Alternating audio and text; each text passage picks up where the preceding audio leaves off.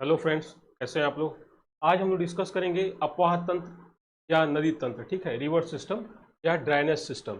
ये दरअसल क्या है कि भारत के संदर्भ में पढ़ना है, थोड़ा सा ये फिजिकल ज्योग्राफी का भी पार्ट है तो उस संदर्भ में भी इसको देखा जाता है, लेकिन हम लोग यहाँ भारत के संदर्भ में देखेंगे कि नदी तंत्र रिवर सिस्टम क्या होता है। तो साइंस में आप लोगों ने पढ़ा होगा कि हमारी बॉडी जो है वो छोटे छोटे सेल से बनी हुई है, ठीक है, छोटे छोटे सेल से बनी हुई है। फिर जो छोटे छोटे सेल हैं ये मिलकर टिश्यू बनाते हैं, ऊतक, और यही ऊतक क्या होते हैं, अंग बनाते हैं, आर्गन्स, और यही आर्गन्स मिलके क्या करते हैं, एक सिस्टम बनाते हैं। जैसे हमारी बॉडी में कई तरह के सिस्टम्स हैं, जैसे स्केलेटन सिस्टम है जिसको हम लोग बोलते हैं, जो हड्डियों का ढांचा है, स्केलेटन सिस्टम है। फिर तंत्रिका तंत्र है, ठीक है, नर्व सिस्टम है। फिर पाचन तंत्र है, ठीक है, डाइजेस्टिव सिस्टम है। तो ये क्या है कि विभिन्न तत्व मिलके क्या होते हैं कि एक सिस्टम या आर्गन का निर्माण करते हैं, और यही आर्गन मिलके क्या करते हैं, एक तंत्र का निर्माण करते हैं। तो इसमें क्या है कि नदियां, किसी भी क्षेत्र में प्रवाहित होने वाली नदियां क्या करती हैं कि एक तंत्र का निर्माण करती हैं, एक सिस्टम का निर्माण करती हैं। तो इसी को कहते हैं हम लोग रिवर सिस्टम, ठीक है, इसी को कहते हैं हम लोग रिवर सिस्टम। तो इसको देखते हैं क्या है ये। तो देखिए, नदी तंत्र या अपवाह तंत्र क्या होता है, तो इसका आशय है नदी की उत्पत्ति, उसका विकास व सहायक नदियों से लिया जाता है, ठीक है। अब इसका क्या है, नदी की उत्पत्ति हो रही है, उसका विकास हो रहा है, और सहायक नदियों से वो मिलकर क्या कर रही है, एक सिस्टम का या तंत्र का निर्माण कर रही है, ठीक है।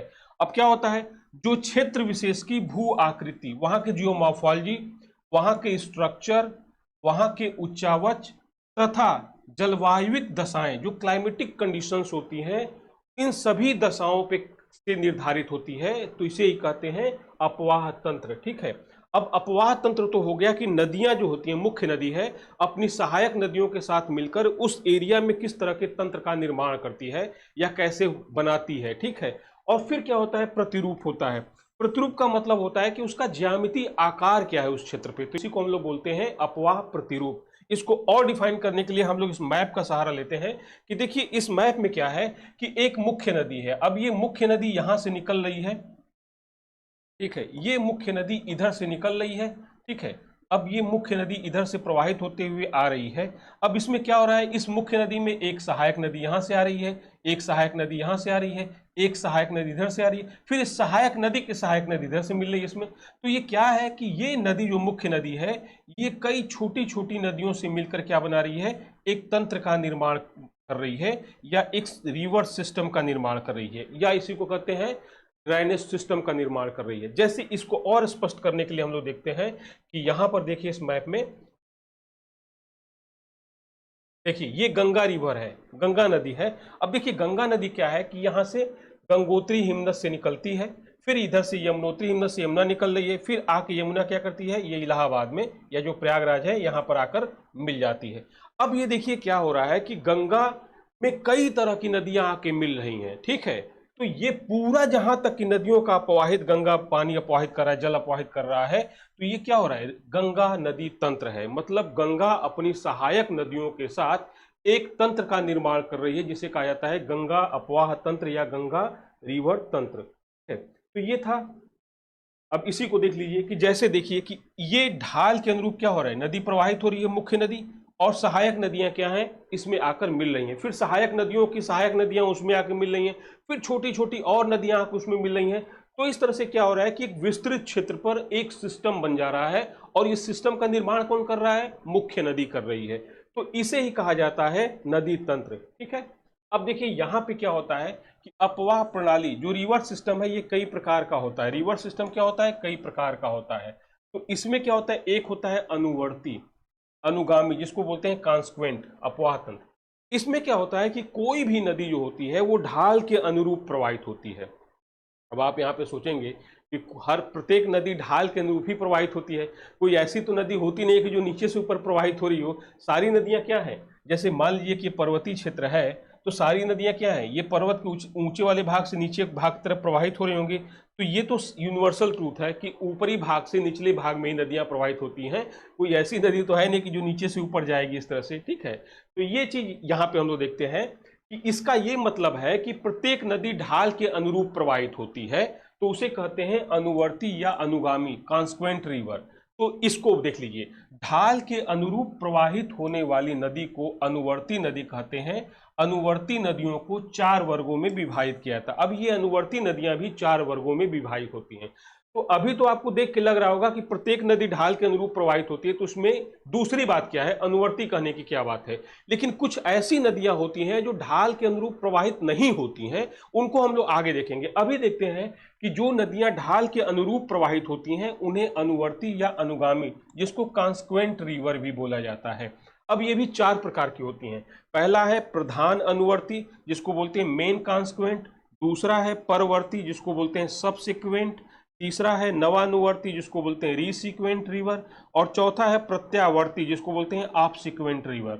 अब देखिए क्या है कि किसी क्षेत्र में क्या होता है कि एक ही पहाड़ी या पर्वतीय भाग नहीं होता है, वहां पे पर्वत तंत्र यानी कि पर्वतों का पूरा एक नेटवर्क होता है और अलग अलग जगहों पे अलग अलग तरह के पर्वत होते हैं। जैसे मान लीजिए कि यहाँ पे एक पर्वत है, तो कोई जरूरी नहीं कि सिर्फ एकलौता पर्वत हो सकता है कि यहाँ पे दूसरा पर्वत होगा, फिर यहाँ पे तीसरा पर्वत होगा, फिर हो सकता है कि इसके पीछे एक पर्वत हो, फिर इसके भी पीछे एक पर्वत हो, ठीक है, फिर इसके पीछे एक पर्वत हो। तो इस तरह क्या होगा कि पूरे एरिया में क्या है, पर्वतों का एक जाल होगा। जैसे इस मैप में देखिए, आप इस मैप में देखिए कि इसमें सिर्फ एक ही पर्वत नहीं दिखाई दे रहा है। इस मैप में क्या है, कई प्रकार के पर्वत हैं, ठीक है। इस मैप को ही देख लीजिए कि इसमें कई प्रकार के पर्वत हैं, कई तरह के पर्वत हैं। जैसे यहाँ पर देखिए, ये क्या है, एक अलग पर्वत है ये, फिर दूसरा पर्वत ये है, तीसरा पर्वत ये है, चौथा पर्वत ये है। तो यहाँ पे क्या है कि अलग अलग पर्वत हैं, छोटे छोटे ही पर्वत हैं, लेकिन क्या है, अलग अलग पर्वत हैं। तो एक क्षेत्र में क्या होता है कि कई तरह की नदियां, जैसे ये देखिए, ये नदी प्रवाहित होते हुए ऐसे आ रही है, ढाल के अनुरूप आ रही है। लेकिन ये जो रिवर आ रही है, ये भी तो इस ढाल के अनुरूप प्रवाहित होते हुए इधर आ रही है। तो ये भी क्या है, ढाल के अनुरूप प्रवाहित होते हुए आ रही है। फिर इसमें कोई अगर सहायक नदी इधर से आके मिल रही हो मान लीजिए, तो भी ढाल के अनुरूप ही प्रवाहित हो रही होगी। और इधर इस पर्वतीय क्षेत्र से कोई नदी प्रवाहित होकर इधर जा रही हो, तो ये भी क्या करे, ढाल के अनुरूप ही प्रवाहित हो रही है। तो किसी क्षेत्र में नदियां जो है ढाल के अनुरूप प्रवाहित होते हुए भी मुख्य नदी में किस प्रकार आके मिलती हैं, उसके हिसाब से हम नदियों को, अनुवर्ती नदियों का इन प्रकारों में वर्गीकरण करते हैं, ठीक है। तो ये हमेशा याद रखिए कि नदियां तो भाई ढाल का अनुसरण करते हुए ही प्रवाहित होती हैं, लेकिन कुछ नदियां ऐसी होती हैं जो ढाल का अनुसरण नहीं करती हैं। तो अब देखिए प्रधान अनुवर्ती रिवर कौन है। अब इस मैप में देखते हैं हम लोग। तो देखिए इस मैप में आपको दिखाई देगा कि ये जो है मुख्य नदी इस तरह से प्रवाहित होते हुए आ रही है, ये मुख्य नदी इस तरह से प्रवाहित होते हुए आ रही है। तो ये ढाल का अनुसरण करते हुए आ रही है। अब ढाल के अनुसरण करते हुए मुख्य नदी प्रवाहित होते हुए आ रही है, तो इसको बोलते हैं अनुगामी नदी या अनुवर्ती नदी, ठीक है। अब दूसरा यहां पर देखिए कि इसकी एक सहायक नदी है। अब ये सहायक नदी ये भी ढाल का अनुसरण करते हुए आ रही है, लेकिन ये मुख्य नदी में आके इस तरह से मिल रही है। ये मुख्य नदी में क्या है, इस तरह से आके मिल रही है, ठीक है। ये मुख्य नदी है और ये सहायक नदी है। मुख्य नदी मुख्य नदी में सहायक नदी लगभग समकोण पे आके मिल रही है, ये भी ढाल का ही अनुसरण कर रही है। तो इसको बोलते हैं, जो दूसरे नंबर की ये नदी है, इसको बोलते हैं उप अनुवर्ती या परवर्ती, जिसको बोलते हैं सबसिक्वेंट रिवर, ठीक है, या सबसिक्वेंट स्ट्रीम बोलते हैं। स्ट्रीम मतलब रिवर ही होता है।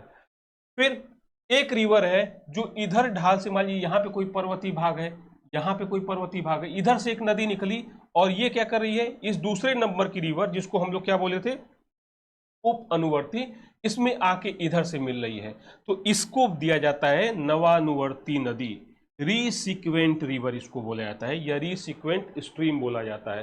तो ये कौन सी हो गई, जो मुख्य नदी की दिशा में ही प्रवाहित होते हुए सहायक नदी में समकोण पर आकर मिलती है। और ये क्या करती है, मुख्य नदी की दिशा में ही प्रवाहित हो रही है। मुख्य नदी किधर से, इसी दिशा में प्रवाहित हो रही है। ये भी किस दिशा में प्रवाहित हो रही है, इसी दिशा में प्रवाहित हो रही है। तो ये मुख्य नदी की मुख्य नदी की दिशा में ही प्रवाहित होते हुए सहायक नदी में आकर मिलती है, ठीक है।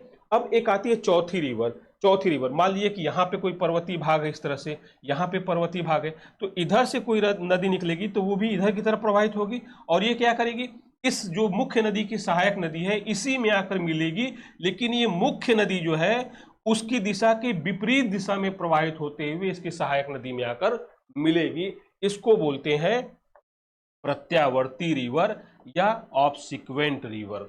तो यहाँ पर अनुवर्ती नदियां हैं, ये 4 प्रकार की होती हैं। इन चारों प्रकार को हम लोगों ने देख लिया। पहला है अनुगामी या अनुवर्ती, जिसको प्रधान अनुवर्ती रिवर कहा जाता है। दूसरा है उप अनुवर्ती या परवर्ती रिवर, ठीक है, सबसिक्वेंट। तीसरा है नवानुवर्ती या रिसिक्वेंट, और चौथा है प्रत्यावर्ती नदी या अपसिक्वेंट रिवर। तो ये जो अनुगामी नदियां होती हैं, ढाल का अनुसरण करते हुए प्रवाहित होती हैं, उनके 4 प्रकार हैं ये, ठीक है। अब हम लोग देखते हैं कि कुछ ऐसी नदियां होती हैं जो ढाल का अनुसरण नहीं करती हैं, वो ढाल को फॉलो नहीं करती हैं। अब वो कौन कौन सी नदियां हैं तो उनके बारे में देखते हैं। उनको बोलते हैं अननुवर्ती, इनकॉन्सिक्वेंट रिवर, मतलब जो ढाल का अनुसरण नहीं करती हैं। ऐसी नदियां जो ढाल का अनुसरण नहीं करती हैं, अर्थात उनकी अपवाह प्रणाली व भूगर्भिक संरचना के बीच कोई संबंध नहीं होता है। और ये नदियां भी क्या होती हैं, 2 प्रकार की होती हैं। जाहिर सी बात है कि मैंने थोड़ी देर पहले ही कहा था कि कोई ऐसी नदी नहीं होगी जो ढाल का अनुसरण नहीं करेगी। दुनिया की सारी नदियां ढाल के इसी तरह से प्रवाहित होंगी, मतलब ऊंचे भाग से निचले भाग की तरफ ही प्रवाहित होंगी, ठीक है। कोई ऐसी नदी नहीं जो नीचे से ऊपर की तरफ जाती हो। लेकिन कुछ नदियां ऐसी होती हैं कि जो वहां के स्थानीय ढाल का अनुसरण नहीं करती हैं, ठीक है। अब देखिए ऐसे कैसे हो सकता है कि कोई नदी ऐसी भी हो सकती है या इतना जिद्दी हो कि ढाल का अनुसरण ही नहीं करती हो, ठीक है, उसने पूरा कुदरत के नियम को ही बदल दिया है या ग्रेविटेशनल फोर्स को ही चेंज कर दिया। ऐसी कोई नदी है क्या? तो है, दुनिया में बहुत सी नदियां हैं। अब देखिए वो नदियां कौन सी होती हैं।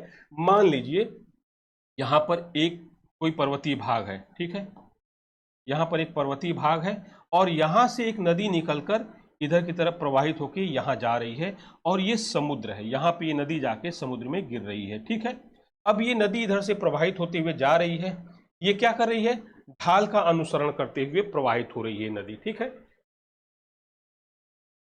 ये जो नदी है ये ढाल का अनुसरण करते हुए इधर की तरफ प्रवाहित हो रही है और जाके ये समुद्र में, इसका मुहाना है, जाके समुद्र में ये डिस्चार्ज हो जा रही है।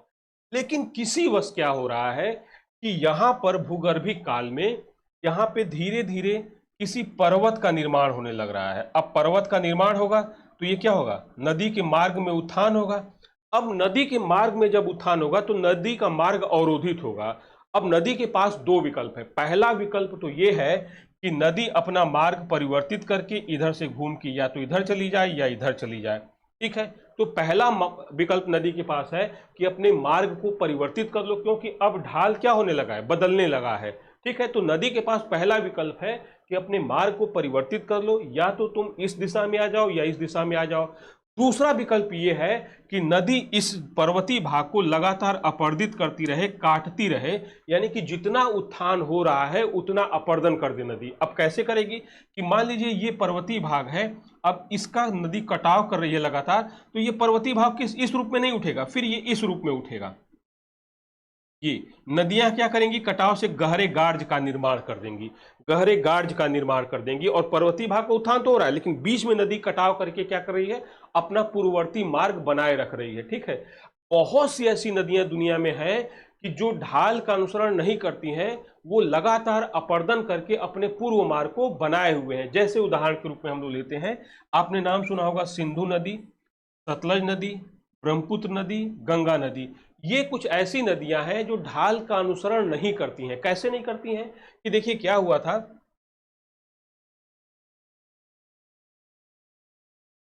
हिमालय पर्वत के पहले जो सिंधु नदी थी, भारत के मैप बनाने के बाद हम लोग अच्छी तरह समझ जाएंगे।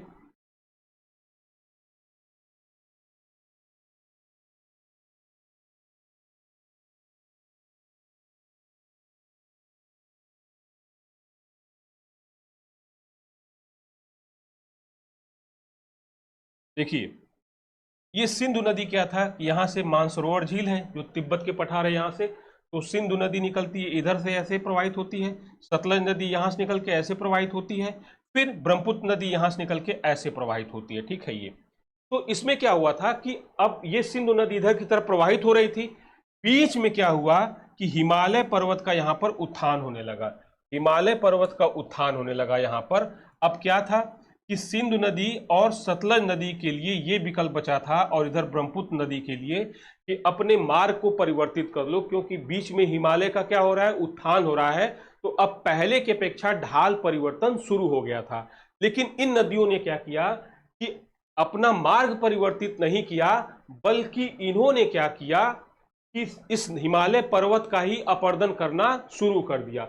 अब हिमालय पर्वत का इन्होंने अपरदन करना शुरू कर दिया और अपना पूर्ववर्ती मार्ग बनाए रखा। तो आपने जानते होंगे कि जो सिंधु नदी है यहाँ पे बुंजी गार्ज बनाती है, बहुत बड़ा गार्ज है, ठीक है, नंगा पर्वत के पास, और यहाँ पे बुंजी गार्ज बनाती है जो लगभग 4000 से 5000 मीटर की गहराई वाला है। तो यहाँ पे क्या है कि सिंधु नदी बनाती है। फिर यहाँ पर ब्रह्मपुत्र नदी बनाती है, नामचा बरपा के पास लगभग 4000 से 5000 मीटर गहरा गार्ज बनाती है। फिर यहाँ पे सतलज नदी भी सिपकिला दर्रा के पास बनाती है, रोहतांग दर्रा के पास गार्ज बनाती है, ठीक है। तो ये सारी नदियां जो है, जैसे सिंधु नदी है, सतलज नदी है, ब्रह्मपुत्र नदी है, ये क्या कर रही है, अपने पूर्ववर्ती मार्ग को बनाए रख रही हैं और हिमालय को अपरदित करके, अपना कटाव करके हिमालय के ढाल का अनुसरण नहीं कर रही हैं, बल्कि पूर्ववर्ती जो ढाल का अनुसरण कर रही थी उसी को बनाए रखी हुई हैं। इसी तरह से जो गंगा नदी है और यमुना नदी है, ये महान हिमालय से निकलती हैं। महान हिमालय के बाद, जैसे ये महान हिमालय है, यहां से गंगा और यमुना निकलने लगी। अब इसके बाद क्या हुआ कि फिर लघु हिमालय का उत्थान हुआ। तो ये लघु हिमालय का कटाव करके गंगा और यमुना अपने पूर्ववर्ती मार्ग को बनाए रखे रही। तो ये भी गंगा और यमुना भी क्या है, ये भी ढाल का अनुसरण नहीं करती हैं एक रूप में देखा जाए तो, ठीक है। तो ये कुछ नदियां हैं जो ढाल का अनुसरण नहीं करती हैं। तो यही बता रहा था मैं कि कुछ ऐसी नदियां होती हैं जो ढाल का अनुसरण नहीं करती हैं, और किस प्रकार से नहीं करती हैं वो हमने देख लिया। तो यहाँ पर होता है, ये भी दो तरह की है, एक होता है अध्यारोपित नदियां और एक होता है पूर्वगामी या पूर्ववर्ती नदियां। तो अभी जो मैं बताया हूं आपको कि ये सिंधु, सतलज और ब्रह्मपुत्र तथा गंगा यमुना नदियां हैं, ये क्या है, पूर्वगामी या पूर्ववर्ती नदियां हैं। इनको बोलते हैं एंटीसीडेंट रिवर्स, अर्थात ये ऐसी नदियां हैं, पूर्वगामी का मतलब होता है कि ऐसी नदियां जो अपने पूर्व भाग को क्या है, या पूर्वी जो इनका प्रवाह मार्ग है उसको बनाए हुए हैं, तो इसलिए इनको कहा जाता है पूर्ववर्ती नदियां, ठीक है। एक होता है अध्यारोपित नदी। अध्यारोपित नदी भी क्या होता है, ये इनकॉन्सिक्वेंट का ही उदाहरण है, लेकिन ये पूर्ववर्ती नदियों से थोड़ा अलग होती है। अध्यारोपित नदी क्या होती है, इसके बारे में थोड़ा सा हम देखते हैं। देखिए क्या होता है कि कोई भी नदी होता है या नदी होती है, वो क्या करती है कि ऊंचे ढाल से प्रवाहित होते हुए निम्न ढाल की ओर बहती है, ठीक है। जैसे मान लेते हैं कि ये एक पर्वतीय क्षेत्र है और यहाँ पर एक नदी प्रवाहित हो रही है, ठीक है। तो जाहिर सी बात है कि नदी क्या करेगी, ऊपरी ढाल पे जिस कटाव करके जिस आकृति का या जो अपनी घाटी का निर्माण करेगी ऊपरी ढाल पे, उसी को क्या करेगी, निचली ढाल पे भी आरोपित करेगी, उसी को निचली ढाल पे भी आरोपित करेगी कटाव करके। लेकिन कभी कभी नदी क्या होता है कि जो ऊपर की संरचना है, जो ये पर्वतीय भाग के जो ऊपर की चट्टानी संरचना है, उससे नीचे की चट्टानी संरचना क्या है, अलग है या कठोर है। ऊपर की संरचना क्या है, अलग है, और नीचे की संरचना क्या है, अलग है। अब यहां पर क्या हो गया कि कुछ नदियां ऊपरी ढाल पर या ऊपरी भाग पर जिस संरचना का निर्माण करती हैं, उसी को अपरदन करते हुए निचले भाग पर भी अध्यारोपित कर देती हैं, ठीक है। मतलब ये चट्टानी संरचना का अनुसरण नहीं करती है। तो उन नदियों को क्या कहा जाता है, अध्यारोपित या सुपर इम्पोज्ड रिवर या इम्पोज्ड रिवर, अर्थात ऐसी नदियां जो ऊपरी भाग की ढाली संरचना को निचले भाग पर भी आरोपित कर देती हैं, उन्हें ही कहा जाता है अध्यारोपित या सुपर इम्पोज रिवर, ठीक है। इतना समझ में आ गया। चलिए अब हम लोग डिस्कस करते हैं इसके बाद कि अपवाह बेसिन क्या होता है, जिसको बोलते हैं रिवर बेसिन या ड्रेनेज बेसिन। तो देखिए इसका क्या होता है कि अभी इस मैप में हम लोगों ने देखा था, इस मैप में ये नदी का क्या है, ये नदी प्रवाहित हो रही है और इसकी सहायक नदियां इधर से आके मिल रही हैं। तो ये पूरा क्षेत्र क्या हो जाएगा, ये पूरा क्षेत्र क्या हो जाएगा, अपवाह बेसिन हो गया। अर्थात नदी जहां तक के जल को अपने साथ प्रवाहित करके ले जाती है, वो उस नदी का क्या होता है, अपवाह क्षेत्र होता है, ड्रेनेज एरिया होती है, ठीक है। अर्थात इसको कहा जाए कि अगर वर्षा जल जहां के वर्षा जल को नदी अपने साथ प्रवाहित करके ले जाती है, वही उसका क्या है, ड्रेनेज एरिया है, ठीक है, ड्रेनेज एरिया है, अपवाह बेसिन है। इसका अर्थ है या इसका अर्थ आशय है मुख्य नदी एवं उसकी सहायक नदियों द्वारा अपवाहित प्रदेश जो जल विभाजकों द्वारा घिरा होता है। यहाँ पे एक शब्द मिल गया जल विभाजक, जिसको बोलते हैं वाटरशेड। उसके पहले यहाँ पर देख लीजिए कि जो मुख्य नदी है और उसकी सहायक नदियां हैं, जितने क्षेत्रों के जल को अपने साथ अपवाहित करके ले जाती हैं, उस पूरे क्षेत्र को क्या कहा जाता है? रिवर बेसिन या नदी बेसिन कहा जाता है। ठीक है, तो यहाँ पे नदी बेसिन या अपवाह बेसिन का मतलब समझ में आ गया। अब यहाँ पर एक शब्द आया जल विभाजक क्या होता है, वाटरशेड क्या होता है। तो देखिए ये हमने देख लिया, इस मैप में हमने पहले ही देख लिया था कि गंगा नदी है। ठीक है, अब गंगा नदी की सहायक नदियां जैसे इधर से यमुना आ रही है, फिर यमुना की सहायक कौन है? इधर चंबल आ रही है। चंबल की कौन है? बनास नदी सहायक है। फिर इधर यमुना की सहायक सिंध है, बेतवा है, केन है। फिर गंगा की सहायक कौन है? यहाँ पे सोन है। फिर इधर से दामोदर नदी आके मिल रही है जो हुगली नदी में मिल रही है। फिर इधर से कौन है? ये रामगंगा रिवर गंगा में आके मिल रही है, गोमती आके मिल रही है, घाघरा आके मिल रही है, गंडक मिल रही है, कोसी मिल रही है। ठीक है, और ये महानंदा नदी आके मिल रही है। ये सारी नदियां मिल रही हैं, तो इतने क्षेत्र का ये गंगा नदी क्या कर रही है? जल अपवाहित करके बंगाल की खाड़ी में लाके डिस्चार्ज कर रही है। तो ये पूरा क्षेत्र क्या हो गया? गंगा का अपवाह बेसिन हो गया, या इसको कहेंगे गंगा रिवर बेसिन। अर्थात गंगा जितने क्षेत्र का जल अपने साथ प्रवाहित करके ले जाती है उसे ही कहा जाता है गंगा अपवाह बेसिन। तो इसको हम लोगों ने देख लिया। अब हम लोग के पास आता है अपवाह प्रतिरूप क्या होता है, ड्रेनेज पैटर्न क्या होता है। तो हम लोग देखे थे ड्रेनेज सिस्टम क्या होता है कि नदियां अपनी मुख्य नदी अपनी सहायक नदियों के साथ जो तंत्र का निर्माण करती है। जाहिर सी बात है कि तंत्र का, किसी भी तंत्र का निर्माण होता है, हम लोग तंत्रिका तंत्र है, स्केलेटन सिस्टम है, सब कुछ है, तो एक तंत्र का निर्माण करती है। और तंत्र में क्या होता है? विभिन्न अंग होते हैं, विभिन्न पार्ट्स होते हैं, तो उसी तरह से उसको रिवर सिस्टम बोला जाता है। अब ये देखा जाए कि नदियां किस तरह के तंत्र का निर्माण करती हैं। अब देखा जाता है कि नदियां किस प्रकार का पैटर्न ड्रा करती हैं।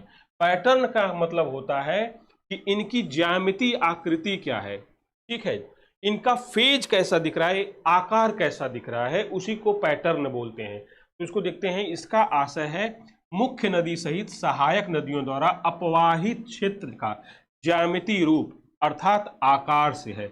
इस पर उच्चावच जलवायु जैसे कारकों का महत्वपूर्ण नियंत्रण होता है। अब देखिए, जब नदी प्रवाहित होती है तो जाहिर सी बात है कि गंगा नदी है वो किसी अन्य प्रकार का प्रतिरूप बनाएगी।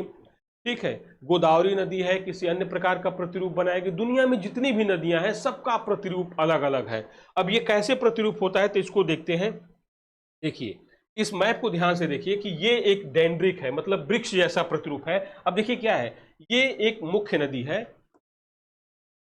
मुख्य नदी इधर से ऐसे ऐसे प्रवाहित होते हुए आ रही है। ठीक है, अब इसमें क्या है, एक सहायक नदी ऐसे आके मिल रही है, फिर इस सहायक नदी में दूसरी सहायक मिल रही है, फिर इस तरह से आ रही है। तो ये क्या हो रहा है कि इस तरह से सहायक नदी है, फिर इसकी सहायक है, फिर इसकी सहायक है, फिर इसकी सहायक है। तो देखेंगे ना कि ये एक वृक्ष के समान ये दिखाई पड़ रहा है आपको, कि जैसे वृक्ष है उसमें क्या होती हैं, कुछ मोटी शाखाएं होती हैं, फिर उन मोटी शाखाओं से कुछ पतली शाखाएं जुड़ी होती हैं। तो ये क्या है, डेंड्रिक मतलब वृक्ष के आकार का दिखाई पड़ रहा है। नदी अपने जो सहायक नदियों के साथ मिलकर कैसा प्रतिरूप बना रही है, वृक्ष के समान, जिसको बोलते हैं डेंड्रिक। फिर क्या हो रहा है कि देखिए यहाँ पे पैरेलल दिखा रहा है। पैरेलल मतलब समानांतर। अब देखिए यहाँ पे क्या है कि एक नदी इधर से ऐसे प्रवाहित होते हुए आ रही है, इसकी सहायक नदी भी ऐसे लगभग पैरेलल आके इसमें आके मिल रही है, इसमें भी आके पैरेलल मिल रही है, इसमें भी आके पैरेलल मिल रही है। ठीक है, फिर दूसरी नदी इसी के पैरेलल प्रवाहित हो रही है इस तरह से। तो ये क्या हो रहा है, लगभग ये पैरेलल समानांतर प्रतिरूप बना रही हैं, कि जैसे नदियां क्या हो रही हैं, समानांतर प्रवाहित हो रही हैं।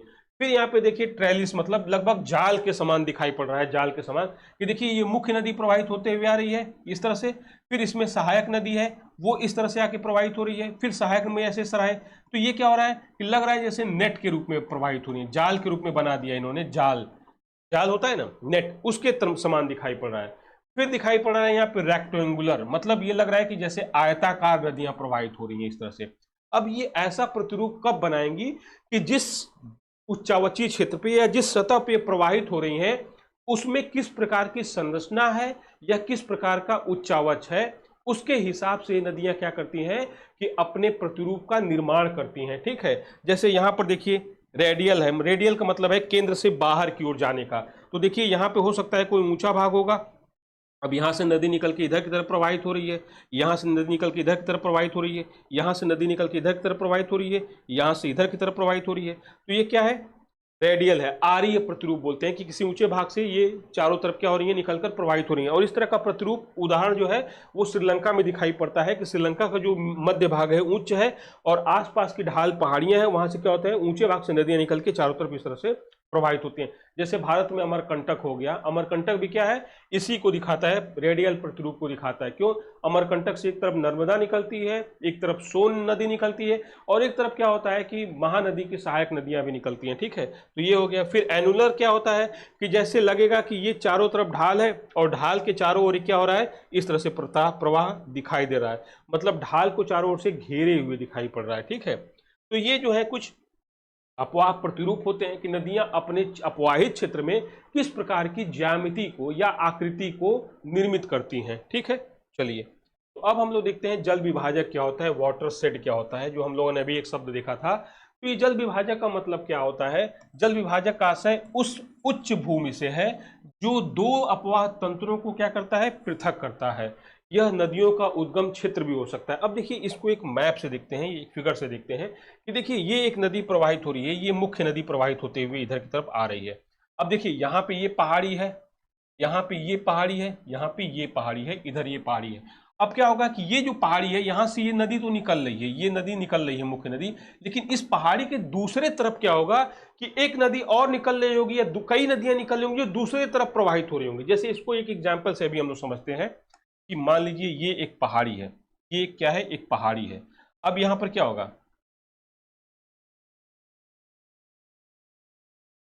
ये एक पहाड़ी है, अब इधर से नदी निकलकर एक नदी इधर की तरफ प्रवाहित हो रही होगी, तो हो सकता है कि दूसरी नदी इधर की तरफ प्रवाहित हो रही हो। तो ये बीच का जो ऊंचा वाला भाग है क्या है, ये जल विभाजक हो गया कि नहीं हो गया। ये जल विभाजक इसलिए हो गया कि ये एक इधर की नदी को अलग कर दे रहा है और इधर की नदी को क्या कर दे रहा है, ये अलग कर दे रहा है। तो बीच का जो उच्च या पर्वतीय भाग होता है जो दो नदी तंत्रों का क्या करता है, अलगाव करता है, उसे ही क्या कहा जाता है, जल विभाजक, वाटर शेड कहा जाता है। ठीक है, तो देखिए ये क्या है, ये एक ऊंचा पर्वतीय भाग है, तो इसके इधर का जो पानी होगा वो इस नदी में किसी न किसी रूप में आएगा सहायक नदियों के साथ, और इसके दूसरे तरफ का जो जल होगा वो दूसरी तरफ दूसरी नदियों में चला जाएगा। तो इसे ही क्या कहा जाएगा, इसे ही जल विभाजक कहा जाएगा, वाटर शेड कहा जाएगा। ठीक है, अब इसके अंदर क्या होता है कि जल विभाजक के अंतर्गत संपूर्ण अपवाह क्षेत्र को शामिल किया जाता है। तो इसको आपने देखे होंगे जीएस में एक टॉपिक है water shade management, water shade management या जल विभाजक प्रबंधन। तो इसका बहुत अच्छा उदाहरण है कि हम लोग जो वाटर क्राइसिस से गुजर रहे हैं या हम लोग जो फूड क्राइसिस से गुजर रहे हैं, एग्रीकल्चरल प्रोडक्शन है या इन्वायरमेंट इकोलॉजी में डिस्टर्बेंस से गुजर रहे हैं कि बार बार सूखा आ रहा है, तो इससे निपटने के लिए क्या हो रहा है, वाटर शेड मैनेजमेंट की प्रोग्राम हो रहा है। तो इसमें क्या हो रहा है कि जैसे कोई ग्रामीण क्षेत्र है तो उस ग्रामीण क्षेत्र के जो ऊंचे वाले भाग हैं उनको और सशक्त कर दिया जाए। ठीक है, इस तरह से मेड़बंदी कर दिया जाए पूरे गांव में। तो अगर गांव में कहीं भी बारिश होगी तो ये ढलान के रूप में क्या होगा, उस गांव में जो गड्ढे होंगे उनमें आके जल क्या हो जाएगा, इकट्ठा हो जाएगा। अब इस गड्ढे में जल इकट्ठा हो जाएगा तो वर्षा का जो जल है वो फालतू में रन ऑफ होकर अपवाहित होकर समुद्र में नहीं जाएगा नदियों के माध्यम से, वो इस गड्ढे में, तालाब में, कुओं में इकट्ठा रहेगा। तो धीरे धीरे क्या होगा, ये परकुलेट होके रिस के भौम जल स्तर को ये रिचार्ज करेगा। और साथ में क्या करेगा कि जब वर्षा नहीं हो रही है तो ये फसलों के लिए सिंचाई की सुविधा भी उपलब्ध कराएगा, पशुओं के लिए पीने का जल भी उपलब्ध कराएगा, और मृदा में जो आर्द्रता की मात्रा बनाए रखेगा। तो जो सॉइल सोल्यूशन होता है, मृदा घोल होता है, उसकी मात्रा भी अच्छी बनी रहेगी। तो इसलिए ये वाटर शेड मैनेजमेंट किया जा रहा है और इसके लिए कहा जा रहा है कि जल संभरण तकनीक अपनाई जाए। जल संभरण तकनीक का मतलब है वाटर हार्वेस्टिंग, कि जो वर्षा का जल आ रहा है उसको फालतू में बहने ना दिया जाए, उसको क्या किया जाए कि उसका स्टोरेज कर लिया जाए, गड्ढे बनाए जाए, छत के पानी को पाइप द्वारा लाकर गड्ढे बना लिया जाए, या वर्षा का जल है उसको लाके इकट्ठा कर लिया जाए। तो इस तरह से क्या होगा, स्टोरेज जब पानी का हो जाएगा, उसका एकत्रीकरण हो जाएगा, तब इससे जो है वाटर रिचार्ज है या अंडरग्राउंड वाटर है वो रिचार्ज भी होता रहेगा, मृदा में आर्द्रता भी बनी रहेगी, फसलों का उत्पादन भी होता रहेगा, सिंचाई सुविधाओं का विकास भी होता रहेगा, पशुओं के लिए पानी भी मिलेगी, और हमारे सामने जो पेयजल की समस्या है उसका भी समाधान हो जाएगा। तो ये था हम लोग का चैप्टर वाटर शेड मैनेजमेंट। ठीक है, या वाटर शेड क्या होता है। तो आज के टॉपिक में हम लोग इतना ही रखते हैं, फिर मिलते हैं नेक्स्ट टॉपिक में। Thank you.